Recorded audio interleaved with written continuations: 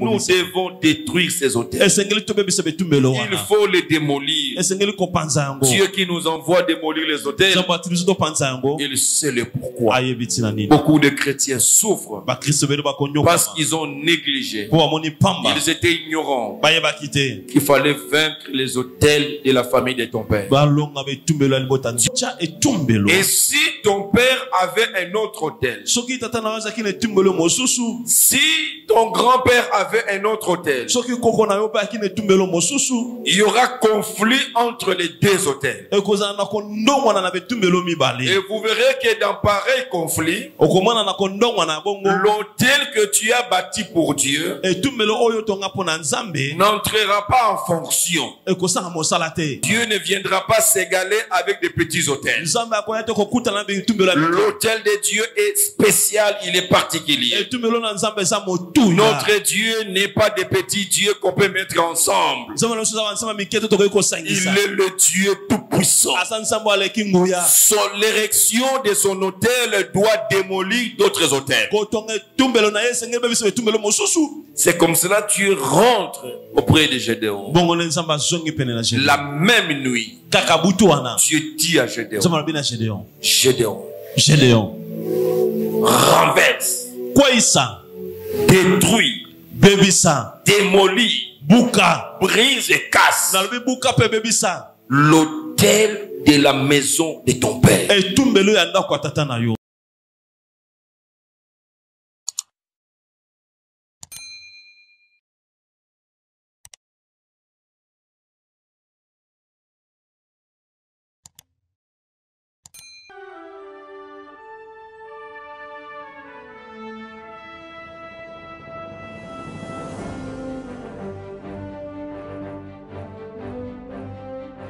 J'aimerais dire à quelqu'un, même si tu es testé positif, sois encore avec nous cette nouvelle semaine qui commence aujourd'hui.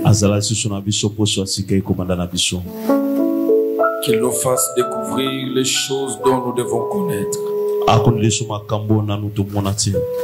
qui vont nous amener à notre délivrance totale. Montre à Dieu le désir que tu as. Et ce Dieu va se manifester. Nous élevons nos voix. Nous prions le Seigneur. Alléluia.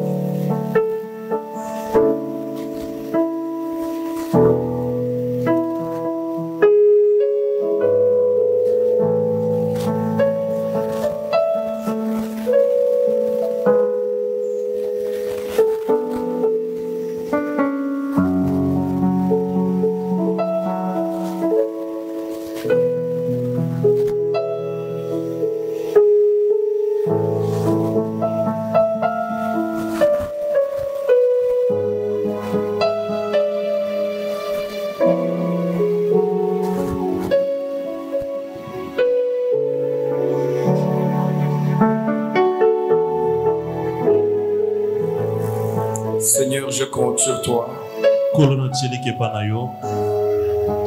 Je m'appuie sur toi.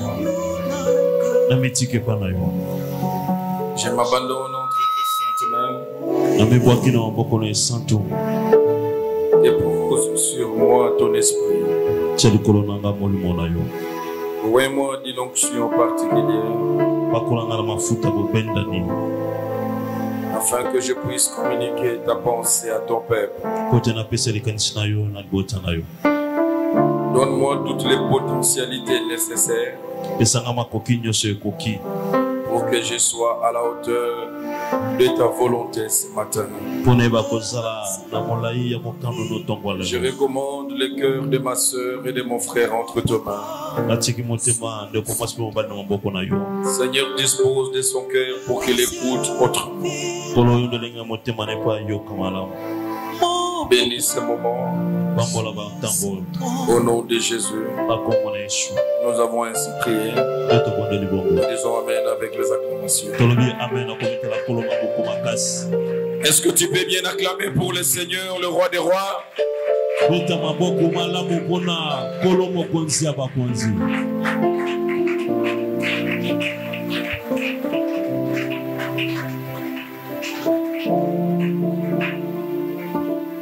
Et Dieu vous bénisse abondamment. Je vous salue au nom de Jésus.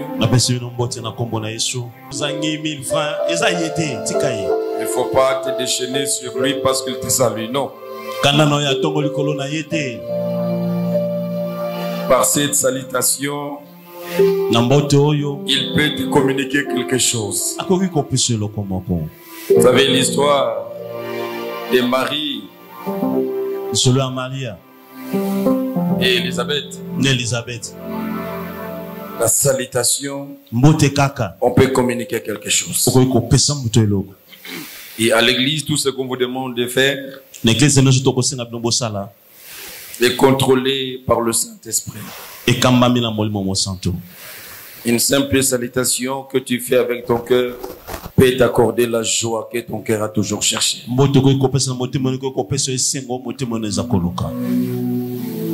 Dieu peut toucher un frère qui est à côté de toi. Et Dieu veut lui parler cette nuit pour qu'il soit la solution à un de tes problèmes. Et Dieu peut orchestrer les choses que ce frère puisse s'asseoir à côté de toi. Et pendant que vous allez vous saluer, il va te voir, il va retenir ton visage. Et la même nuit, pendant son sommeil, Dieu lui parle de toi. Parce qu'il t'a vu quand tu l'as salué. Donc tout ce qui se passe à l'église, il ne faut pas négliger ça. Quelqu'un me dit Amen. Je n'ai pas entendu ton Amen. Est-ce que tu es là? Est-ce que je peux recevoir des Amen de ceux qui étaient délivrés le vendredi en ces lieux? Alléluia, vous êtes là?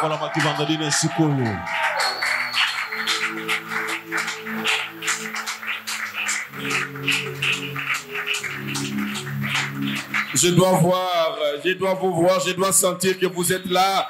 Vos acclamations là.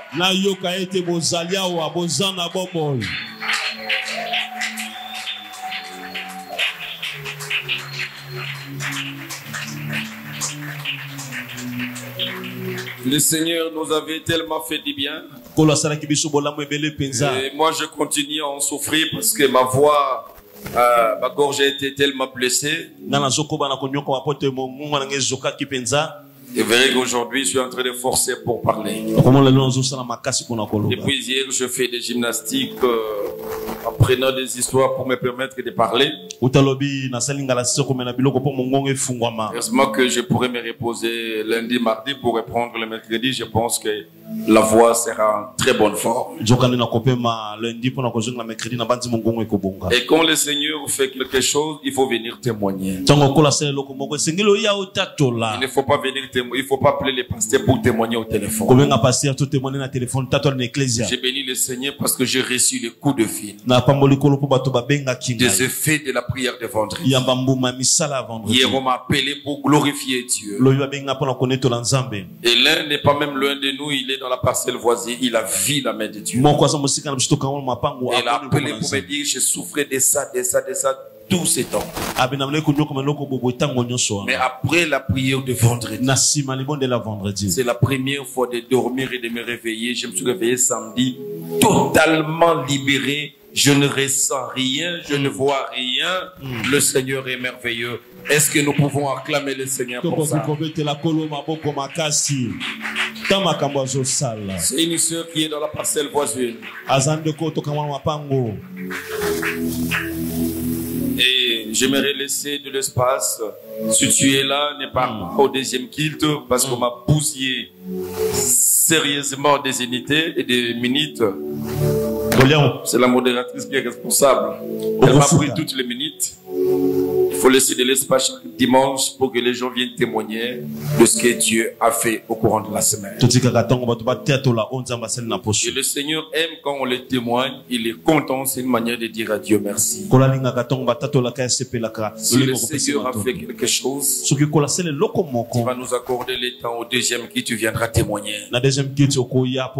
C'est pour annoncer au monde des ténèbres que le Seigneur m'a pris en charge. Ma vie a changé. Et nous avons tout un mois de délivrance. Cette semaine, le Seigneur fera encore beaucoup de choses. Est-ce que quelqu'un peut dire Amen pour la semaine qui va commencer déjà? Amen. Le Seigneur te visitera. Nous avions parlé toute la semaine. Nous sommes sur la délivrance des influences sataniques de nos origines ancestrales.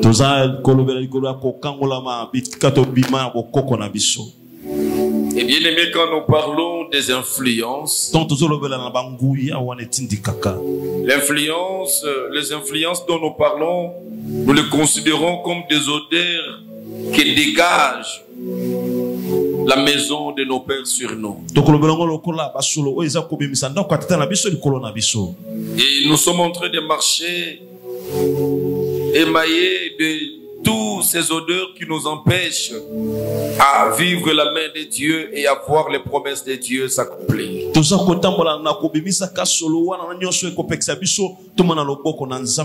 Notre vie est influencée. Et notre avenir est en train d'en pâtir. Et je l'ai dit, qui que vous soyez, si vous ne faites pas attention, vous allez passer tout le temps sur la terre en train d'errer, de vagabonder, et vous ferez tout sauf atteindre votre destinée.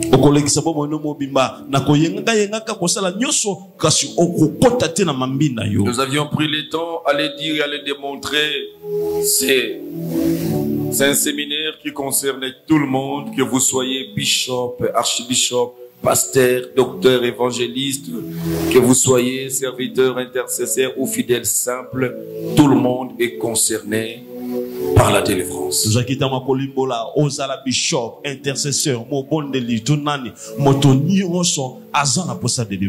Vous verrez que nous avions dit le salut est différent de la délivrance. Et bien aimé, vous avez le salut une seule fois que vous acceptez Christ dans votre vie. Mais vous verrez que la délivrance est continuelle. Pourquoi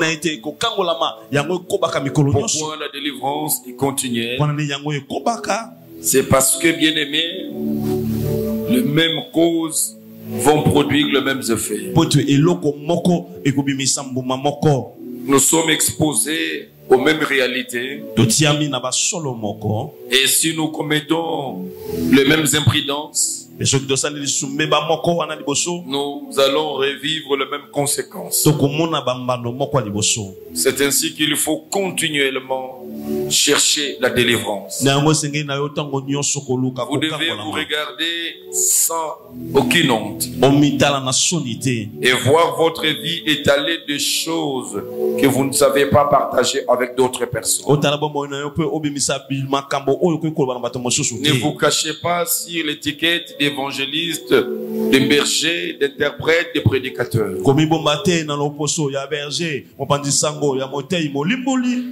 Ça peut être un obstacle pour ta délivrance. Parce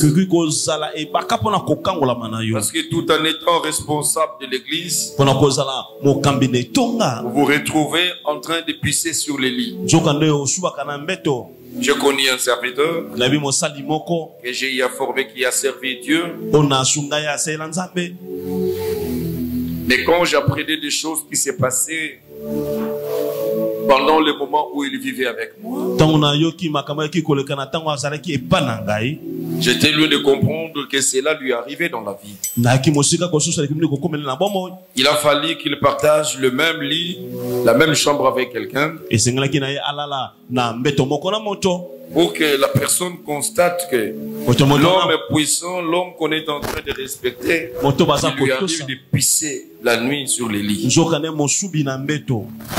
C'est un problème réel.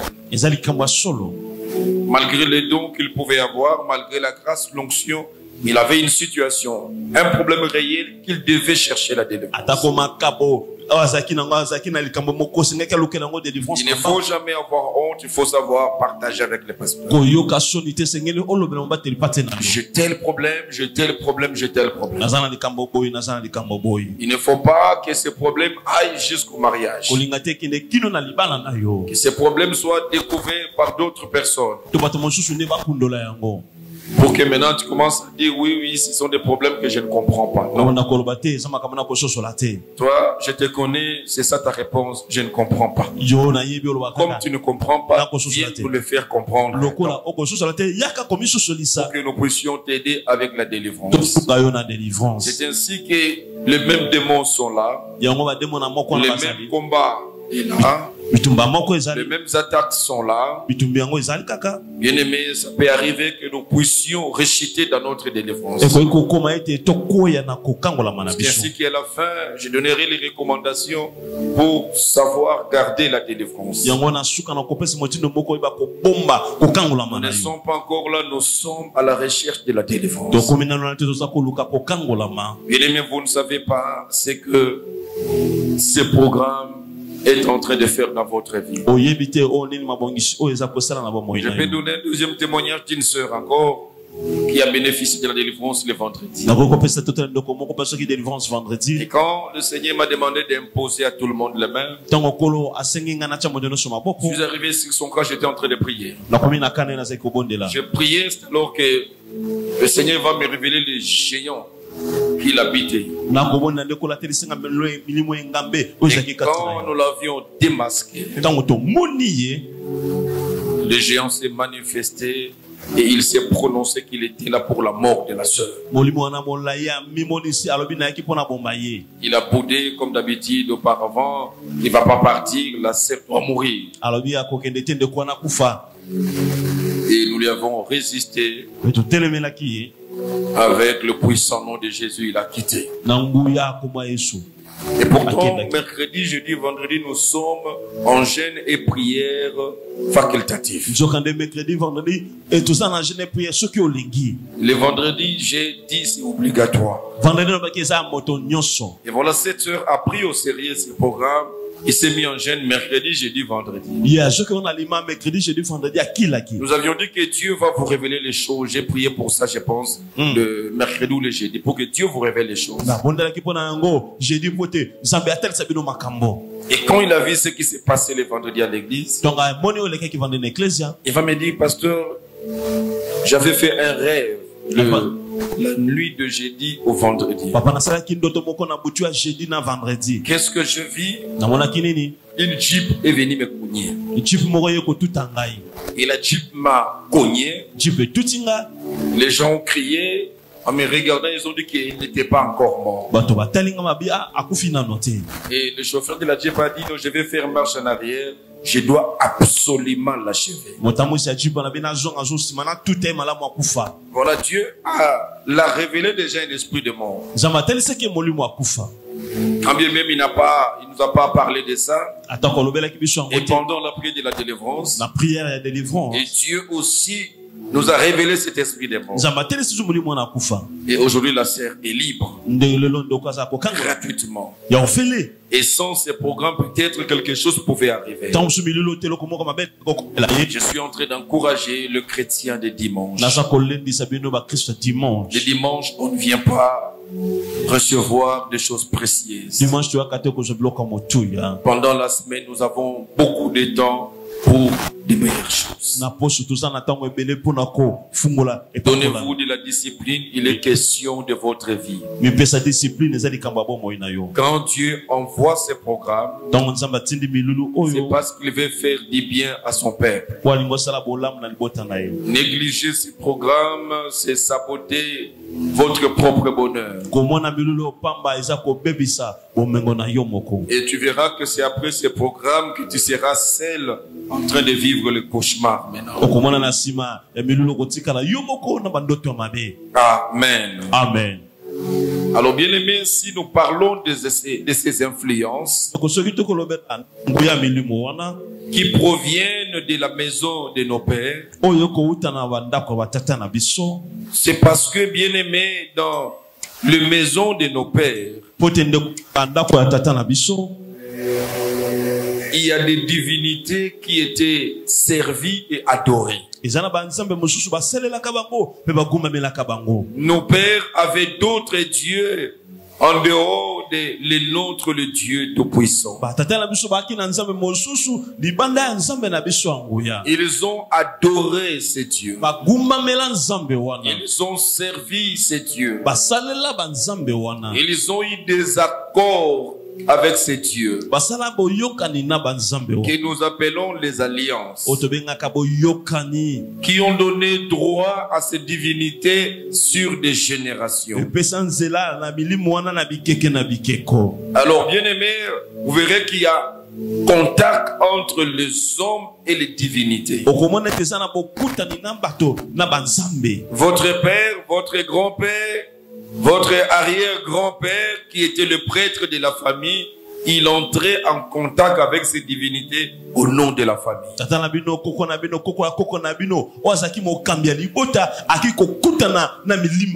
Et bien aimé, chaque fois qu'il y a un contact entre les divinités et les humains, ce contact se passe dans un cadre bien déterminé.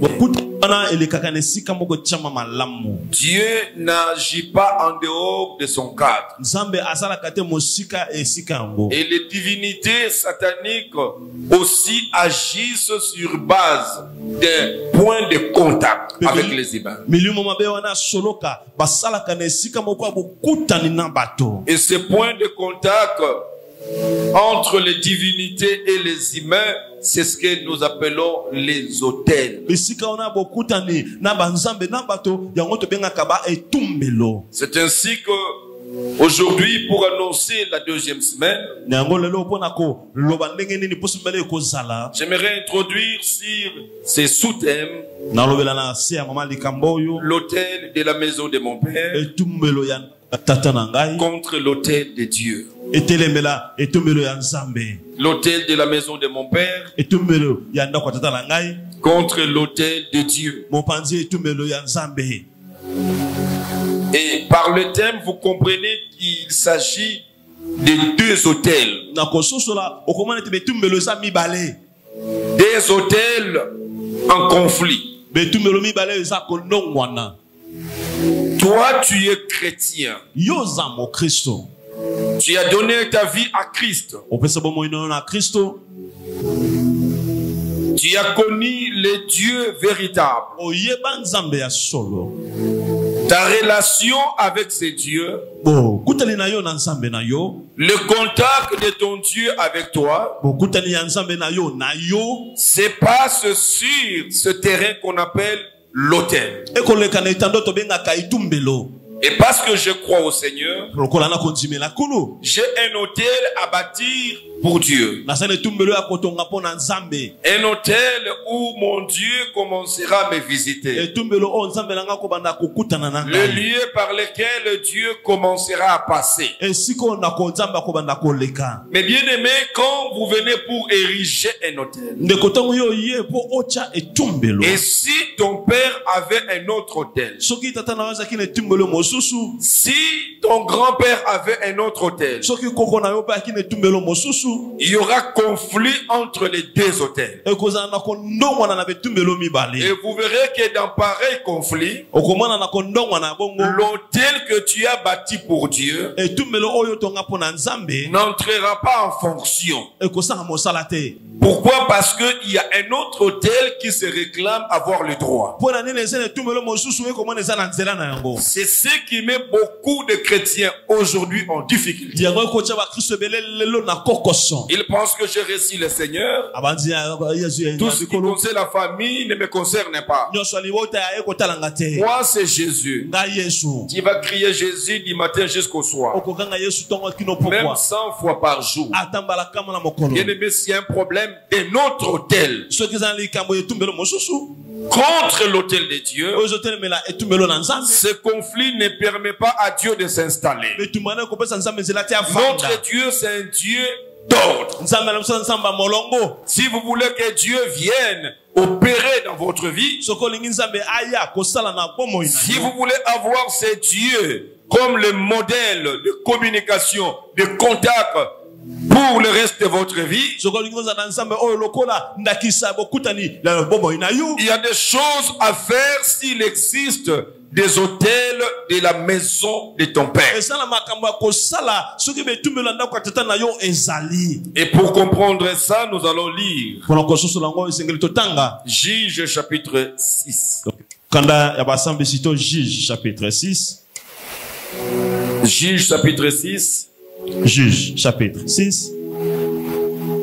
Et ceux qui écrivent, vous faites everything. Pas sur des papiers volants que après vous allez jeter.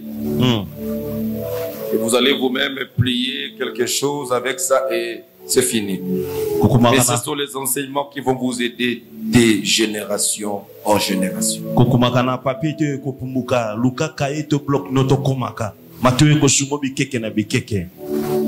Peut-être que vous ne finirez pas votre vie ici. Dieu peut nous séparer. Vous irez dans un autre continent.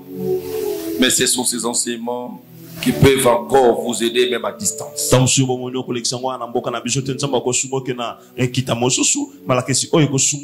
Et quand on vous enseigne, on vous donne le soubassement biblique. Vous devez comprendre, être convaincu. Quand vous êtes en face de ceux qui ne croient pas à la délivrance. Juge chapitre 6. Juge chapitre 6. Nous allons commencer à partir du verset 12 et je vais descendre. Nous lisons la parole du Seigneur. L'ange de l'Éternel lui apparut et lui dit, l'Éternel est avec toi, vaillant héros. Gédéon lui dit, ah, mon Seigneur, si l'Éternel est avec nous, pourquoi toutes ces choses nous sont-elles arrivées? Et où sont tous ces prodiges que nos pères nous rencontrent quand ils disent, l'Éternel ne nous a-t-il pas fait monter hors d'Égypte?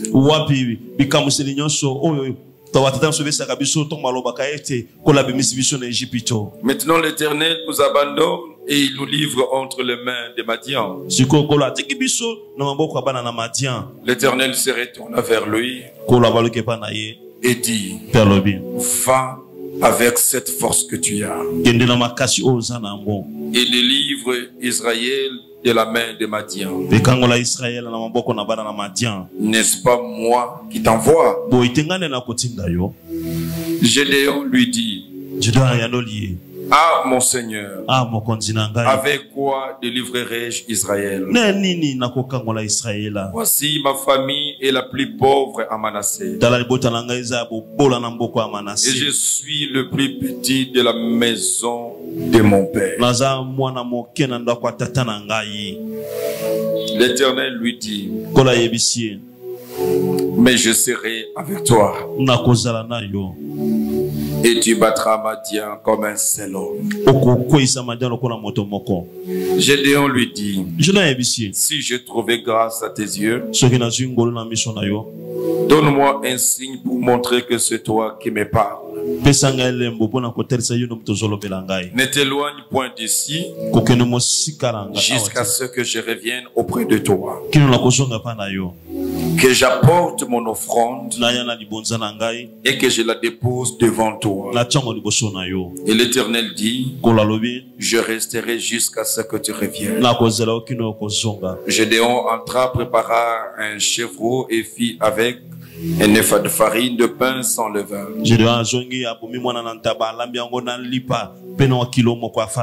Il mit la chair dans un panier et les jus dans un pot. Il lui apporta sous les térébintes et le présenta. L'ange de Dieu lui dit, prends la chair et le pain sans levain, pose-le sur ces rochers et répands le jus, et il fit ainsi. L'ange de l'Éternel avança l'extrémité du bâton qu'il avait à la main et toucha la chair et le pain sans levain. Alors il se leva du rocher un feu qui consuma la chair et le pain sans levain. Et l'ange de l'Éternel disparut à ses yeux. Gédéon, voyant que c'était l'ange de l'Éternel, dit, malheur à moi, Seigneur l'Éternel.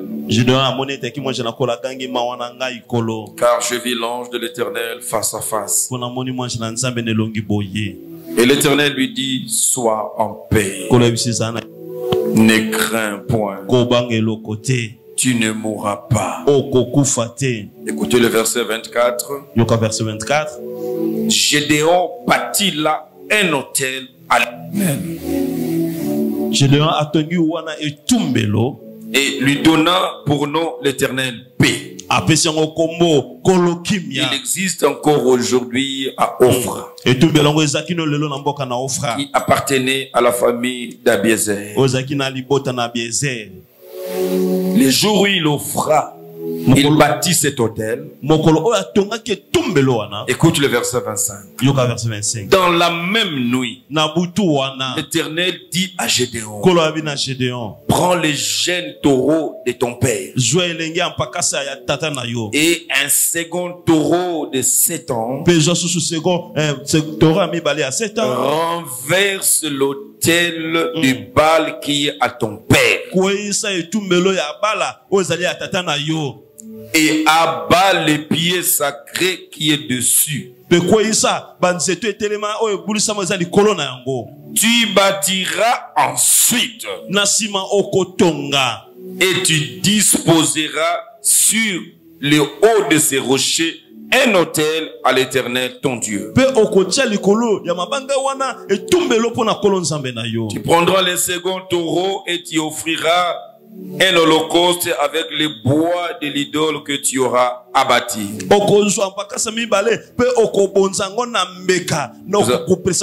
Nous acclamons pour la parole. Pouvez vous rasseoir. Et à la maison, tu peux lire jusqu'à la fin. L'histoire de Gédéon. Dieu, il décide dans sa souveraineté de porter son choix sur Gédéon en vue de délivrer Israël de la main des Madians.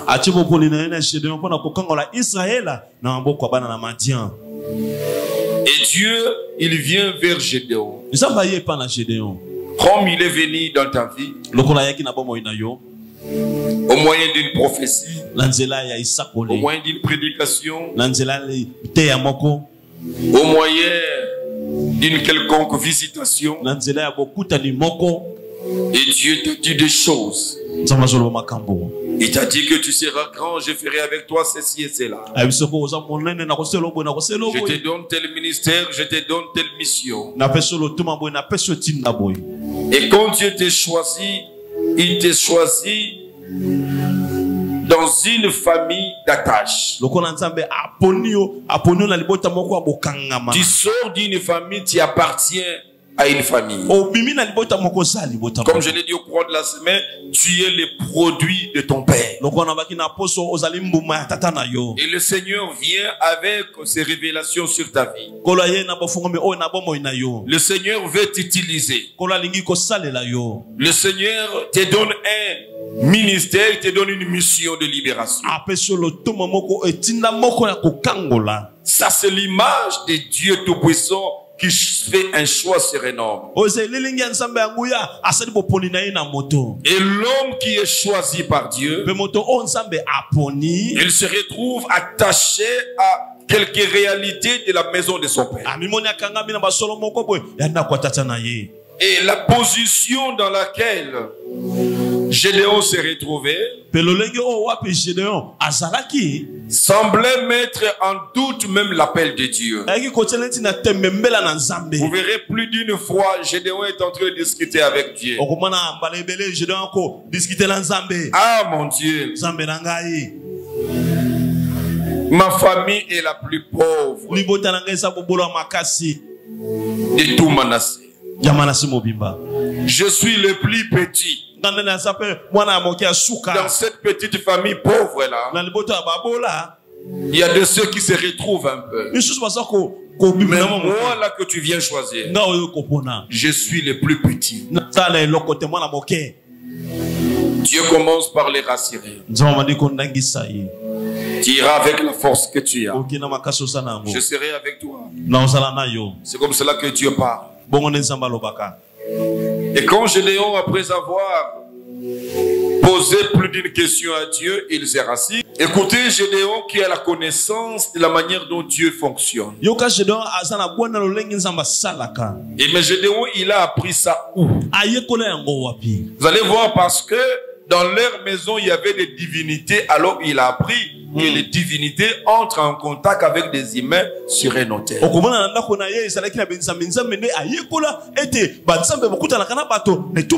la maison de son père, il y avait des divinités. Et pour confirmer ce que j'ai dit, Gédéon était au courant de la manière dont les divinités entrent en contact avec des hommes, parce que Joas, le père de Gédéon, était le seul prêtre des dieux de Baal.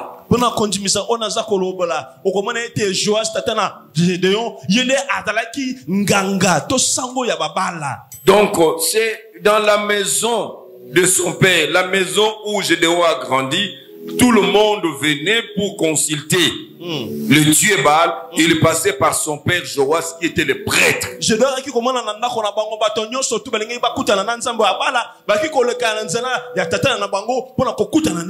Donc Gédéon était déjà instruit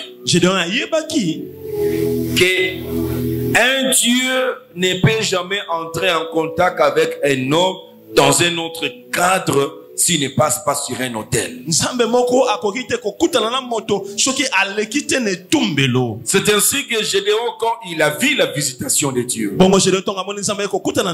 Dieu lui confie une mission.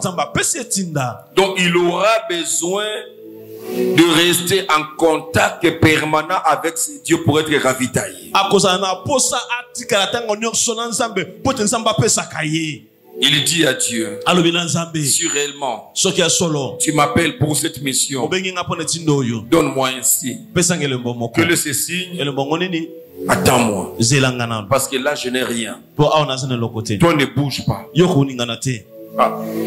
Quelle façon de demander à Dieu. Ne bouge pas, je vais aller te chercher les offrandes. Si c'est pour les offrandes, je vais attendre. Et Dieu resta là. Gédéon, il court vite. Il savait le rite chrétien, le rite religieux. On ne parle pas avec Dieu le main vide. Il faut un autel. Et qui dit l'autel, il y a la loi du sacrifice. Il faut offrir un sacrifice. Il va aller chercher les sacrifices. Son offrande de sacrifice, il revient. La Bible dit, il bâtit un autel. Qu'est-ce que vous pouvez donner à Dieu si vous ne passez pas par un autel? L'argent que vous amenez dans des boîtes, dans des bars, ne passe pas à l'hôtel. Si vous voulez donner à Dieu, ça doit passer sur un hôtel. Il amène son offrande. Il bâtit l'hôtel pour présenter son offrande à Dieu. Quand il bâtit l'hôtel, ce sont les entités spirituelles qui doivent réagir sur cet hôtel. La Bible dit la même nuit, Dieu revient. Donc c'était le même jour. Dieu était là la journée. Il a parlé avec Gédéon. Comme si Dieu a oublié quelque chose. Non, il n'a rien oublié. Mais c'est la manière dont Gédéon s'y prend. Il veut bâtir un hôtel à Dieu. Et là où il bâtit cet hôtel, Dieu doit commencer à descendre. Mais c'est dans le même environnement où il y a l'hôtel des Baals. Deux hôtels vont entrer en conflit. Dieu ne viendra pas s'égaler avec des petits hôtels. L'hôtel de Dieu est spécial, il est particulier. Notre Dieu n'est pas des petits dieux qu'on peut mettre ensemble. Il est le Dieu tout-puissant. L'érection de son hôtel doit démolir d'autres hôtels. C'est comme cela que Dieu rentre auprès de Gédéon. La même nuit, Dieu dit à Gédéon, Gédéon, renverse, détruit, démolit, brise et casse l'hôtel de la maison de ton père. Il y a un hôtel là. Il faut le briser. Parce que Dieu a vu la soif de Gédéon. Gédéon veut marcher avec Dieu pour réussir son ministère. Il veut marcher avec Dieu pour réussir son destin. Une très bonne chose. Mais qu'il faut bien orienter. Parce qu'il y a toujours l'ordre dans les choses de Dieu. Dieu lui dit, arrête avec cet hôtel. Je ne descendrai jamais là-bas. Commence par démolir. Commence par détruire. Mais il va détruire quel hôtel? Ce n'est pas l'hôtel de Gédéon. C'est l'hôtel de son père. Quand son père a bâti cet hôtel, il n'était pas là. Et parfois, il n'était même pas né. Les accords qu'ils ont eu avec le Dieu des Baals, Gédéon, je n'étais pas là. Mais comment vous voyez de me donner l'exercice d'aller détruire l'hôtel qui n'est pas mon hôtel? La destruction des hôtels nous met toujours en conflit avec les membres de la famille. Parce que cet hôtel que tu vas détruire, c'est cet hôtel qui est en train de servir beaucoup dans la famille. Et tes prières, quand ces prières iront pour détruire, il faut attendre qu'il y aura toujours des répercussions. Il faut attendre qu'il y aura des agitations. La destruction des hôtels, c'est une réalité.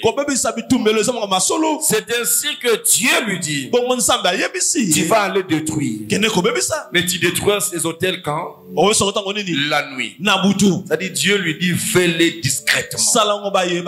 Il ne faut pas aller, vous allez maintenant, cette semaine, je suis là pour détruire les hôtels de la famille. Ah, ils vont te détruire avant de détruire ces hôtels toi-même. La tactique de la délivrance nous demande beaucoup de discrétion. Quand vous commencez à mélanger les intérêts des autres membres de la famille,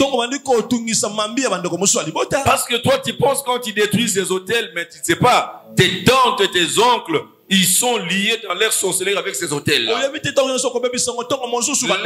intérêts seront menacés. Et qui est en train de faire ça? C'est la sœur Christine qui est en train de bombarder les hôtels de la famille. Donc, quand tu t'engages dans un tel combat, il faut bien le faire avec tact. Mais bien aimé, si tu ne réussis pas à détruire les autels de la maison de ton père, bien aimé, tu es quelqu'un déclaré échoué dans son ministère déjà. Tu ne réussiras pas malgré ce que Dieu t'a dit. Bien aimé, nous devons être honnêtes dans la parole. Nous ne devons pas dire, je l'ai dit au cours de la semaine, que ce que Dieu a dit se réalise. Non, à quelques exceptions près. Il y a des choses que Dieu a dit qui ne se sont pas réalisées. Et généralement, c'est parce que l'homme n'a pas respecté certaines procédures. C'est ainsi que Moïse, négligeant les aspects de la délivrance, Dieu lui a dit qu'il entrera à la terre promise, mais il n'est pas entré. Pourquoi?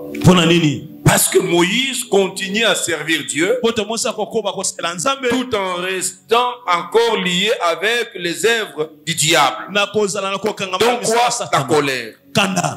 Tu peux imaginer qu'à la mort de Moïse, c'est le seul, je pense, dans la Bible qu'on n'a pas enterré. On n'a pas vu son enterrement. On ne connaît pas là où on a enterré. Et on dit c'est Dieu qui a enterré Moïse. Parce que le diable a réclamé même le corps de Moïse. Il s'est pointé pour dire à Dieu, je dois prendre ce corps. Il dit que Moïse m'appartient. Un homme qui était rempli du Saint-Esprit. Un homme qui a fait beaucoup de prodiges et de miracles. Un serviteur à la hauteur de Moïse, je ne le vois pas dans notre pays. Parce qu'il a négligé les aspects de la délivrance. Le diable va aller avec lui jusqu'à lui empêcher d'entrer dans la terre promise. Et il va le pourchasser pendant que Dieu le bloque de ne pas passer à la terre promise. Parce qu'il y avait des problèmes des hôtels, des influences. Ces influences vont pourchasser Moïse jusqu'à la mort. Et même après la mort, le diable réclame son corps. Que Dieu et le diable. Et nous avons supériorité.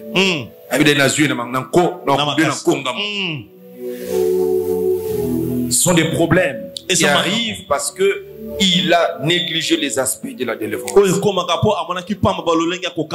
Mais écoutez, Dieu qui vient appeler Gédéon, pourquoi il ne prend pas soin lui-même de s'occuper des pommes des hôtels? Il savait que les hôtels de son père existent. Pourquoi Dieu n'a pas évité de faire son choix sur Gédéon? Il dit Gédéon, avec les hôtels là, ça ne marchera pas. Je préfère aller dans une famille où il n'y a pas d'hôtel.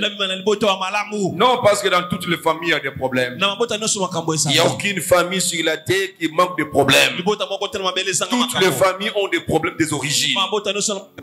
Et le choix de Dieu viendra toujours sur des humains. Mais bien aimé, il y a toujours la condition. Vous voulez aller loin avec Dieu. Vous voulez réussir dans votre vie. Vous voulez voir votre destinée rayonner. Vous voulez atteindre les ministères, la mission que Dieu vous a donnée. Prends soin de t'occuper des problèmes de la maison de ton père. Bien aimé, ne dresse pas l'autel du ministère pour servir Dieu. Ne dresse pas l'autel du mariage pour rester dans le foyer. Ne dresse pas l'autel, je ne sais pas moi, pour ton travail. Nous devons d'abord commencer par la destruction des hôtels qui existent. C'est ça la délivrance. La destruction des hôtels de la maison de mon père. Dieu dit à Gédéon. Dieu n'a pas dit que Gédéon dort à toi. Cette nuit je viendrai détruire. Dieu ne détruira pas à ta place. Non, c'est la kaka nzambe nzambe akosala. Bien aimé nzambe akosala eloko te. C'est à toi d'agir. C'est à toi de poser les actes. Dieu dit à Gédéon, va. Cette nuit même, va renverser, va détruire les autels de la maison de ton père.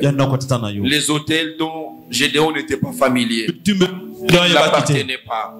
Ce n'est pas lui qui a dressé ça. Ce n'est pas lui qui entre en contact avec les divinités des Baals. Non, moi je suis là, les hôtels sont au village. Mais Dieu dit, il faut détruire ces hôtels. Ne bâtis pas encore un hôtel à l'Éternel sans au préalable détruire, démolir les hôtels qui existent dans nos familles. C'est le travail que Gédéon était appelé à faire. Il devait d'abord aller détruire, en finir avec les hôtels de la maison de son père. Et pourquoi Dieu exige une telle chose? Pourquoi Dieu veut à tout prix, avant de commencer, que Gédéon s'occupe des hôtels? Est-ce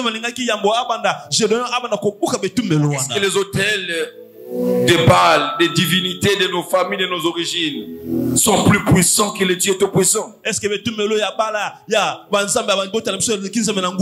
Non du tout. Mais Dieu, pourquoi tu vas t'occuper de ça? Non, non, il ne faut pas dire les gens qui prêchent la délivrance, ils sont en train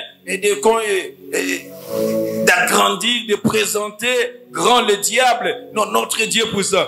Et c'est Dieu qui nous amène, qui demande à Gédéon, va démolir. Pourquoi il doit s'occuper de ça? Pourquoi il n'a pas dit que non, non, mon appel est plus puissant que les autres? Tu vas aller, ces hôtels ne pourront rien contre toi. Il a dit non. Va d'abord. Va d'abord détruire. Cherche d'abord la délivrance de ces hôtels. Il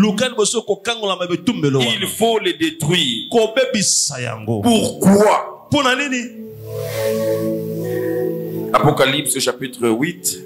Apocalypse chapitre 8. Pourquoi nous devons détruire les hôtels? Apocalypse 8. Apocalypse 8. 2 à 5.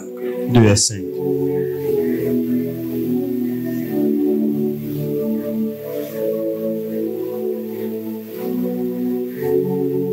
Nous lisons. Et j'ai vu le 7 anges qui se tiennent devant Dieu et 7 trompettes leur fit donner. Et un ange vint et il s'était sur quoi? Sur l'autel. Ayant un ascensoir d'or, on lui donna beaucoup de parfums afin qu'il les offrit avec les prières de tout le saint. Sur quoi? Sur l'autel d'or qui est devant le trône. La fumée de parfum monta avec les prières de saints. De la main de l'ange devant Dieu. Et l'ange prit l'ascensoir, le remplit du feu de l'autel et le jeta sur la terre. Le contact passe par l'autel. Et il y eut quoi? Qu'est-ce qu'on écrit chez vous? Il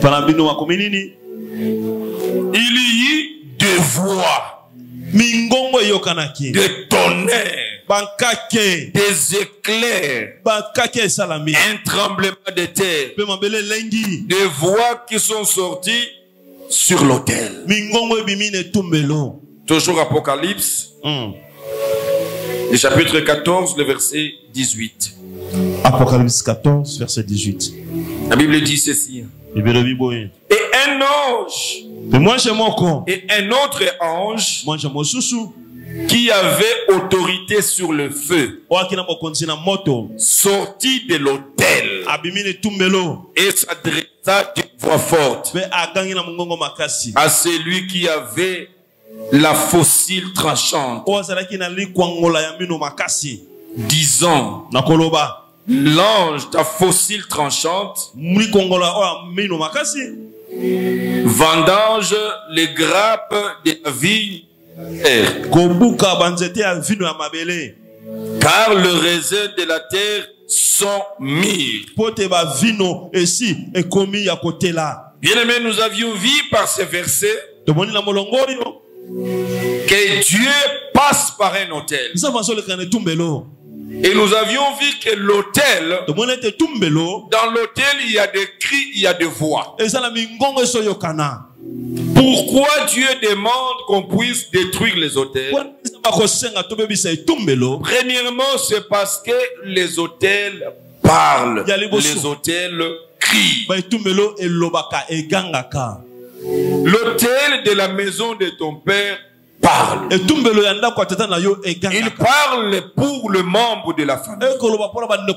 Il parle pour la postérité de celui qui a érigé cet autel. L'autel de la maison de ton père crie. Cet autel criera contre les membres de la famille.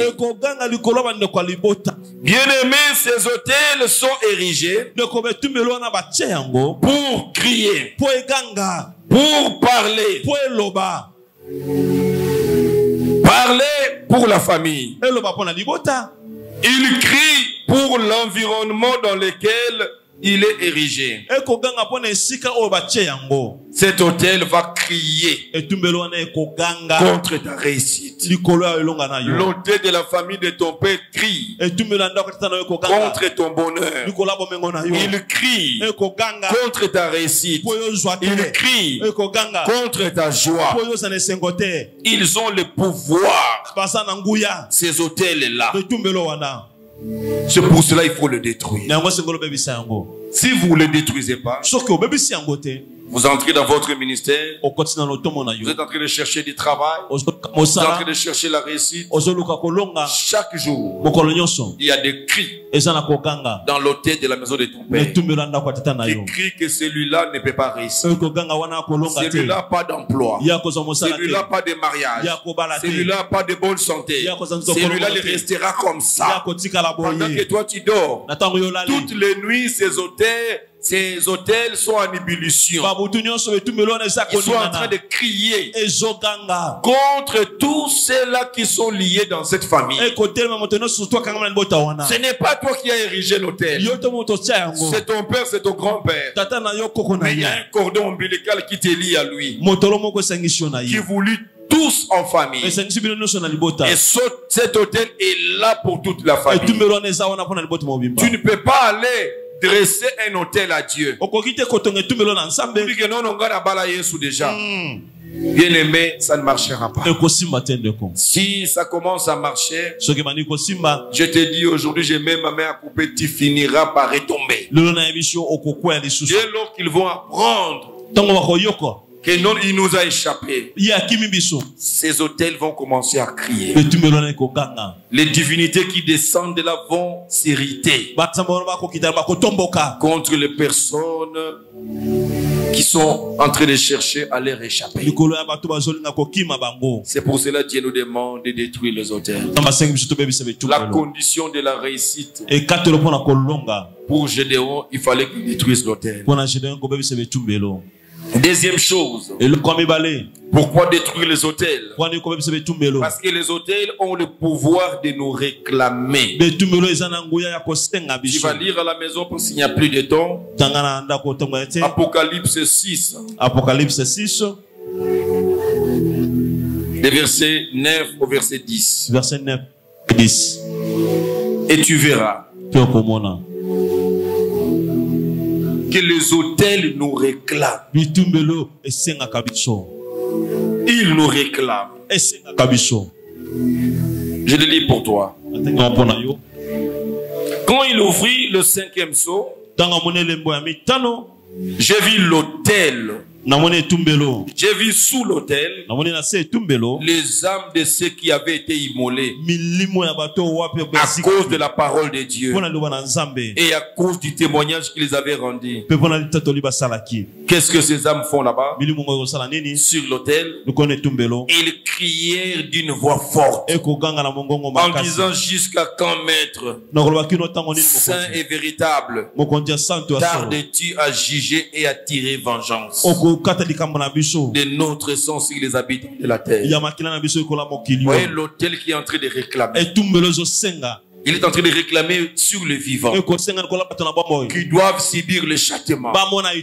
L'autel de la maison de ton père. Et peut-être aujourd'hui, tu as respecté les us et coutumes de cet autel. Ils savaient offrir le sacrifice à l'autel. Mais depuis une certaine génération, nous sommes entrés dans les choses de Dieu. Il n'y a plus respect de ces sacrifices. Ces hôtels-là entrent en irritation. Parce que le principe, les lois sont brisées. Vous allez vous souvenir, nous avions entendu ça dans les témoignages d'un orchestre dans notre pays. Comment cet orchestre, ils sont allés chercher le fétiche. Je pense que c'était Zaïko, quelque chose comme ça. Alors il y avait les us et coutumes à respecter chaque année. Il fallait commencer à rentrer sur l'autel et offrir les sacrifices. Et quand ils offraient, ils avaient le succès. Et quand les autres ont commencé à oublier, parmi les leaders, ont commencé à prendre un leader. Parce que les hôtels réclament. Ils vont réclamer de génération en génération. Quels sont les pactes, les alliances qui ont été conclues avec ces idoles? Qu'est-ce qui était prévu qu'on continue à donner sur cet autel et qui ne s'est fait plus aujourd'hui? La collecte de ces hôtels, c'est sur nos vies. C'est ainsi que vous verrez qu'il y a des esprits qui sont en colère, qui sont là garants. Tu ne peux pas réussir. Tu verras que tu entres au même endroit. Avant toi, quelqu'un est entré. On lui donne l'enveloppe. Toi, tu entres. La personne a toujours le même moyen. Mais quand toi, tu arrives, il refuse de te donner. Ce n'est même pas la personne. Mais ce sont tes hôtels qui sont en train de crier. Non, je ne peux pas donner à celui-là. Il va dire: toi, non. On va voir prochainement. Toi, tu pars. Quelqu'un d'autre entre. Il lui donne. Il y a des hôtels qui crient. Il faut le démolir. Sinon, vous serez l'entrée de prier. J'ai prié, mais moi, je marche. On a engagé les autres, mais pas moi. On a appelé les autres, pas moi. On a donné aux autres, mais pas moi. Il y a des hôtels. Et quand vous allez les détruire, vous verrez que ce qui était difficile deviendra facile. La même personne qui refusait de te servir, il va s'empresser pour te servir. Parce qu'il y avait un hôtel qui entravait, que tu as brisé. Nous devons détruire ces hôtels. Il faut les démolir. Dieu qui nous envoie démolir les hôtels, il sait le pourquoi. Beaucoup de chrétiens souffrent parce qu'ils ont négligé. Ils étaient ignorants qu'il fallait vaincre les hôtels de la famille de ton père. Dieu lui dit: si tu finis à détruire, c'est ensuite que tu pourras bâtir un hôtel à l'Éternel. Mais toi, tu n'as pas démoli les hôtels et tu tentes dresser un hôtel à Dieu. Cet hôtel ne servira à rien. Cette semaine, nous avons rendez-vous contre les hôtels sataniques, contre les hôtels de la maison de ton père. J'ai introduit: je t'attends le mercredi, je t'attends le jeudi, je t'attends le vendredi. Que Dieu bénisse sa parole.